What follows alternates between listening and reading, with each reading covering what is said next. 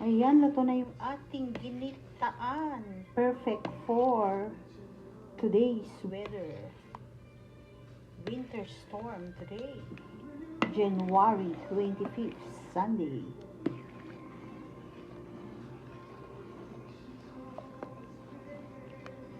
Nilagyan ko siya ng plantain glutinous rice balls, taro.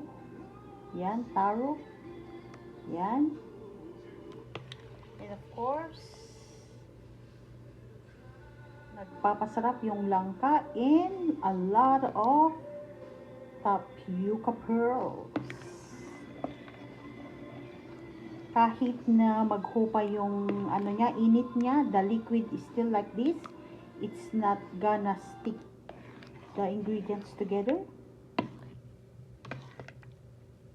Ayoko yung nagdidikit-dikit. So, kahit i-rep mo pa ito, kahit umaga, ganito pa rin yung liquid niya. It's not gonna stick together.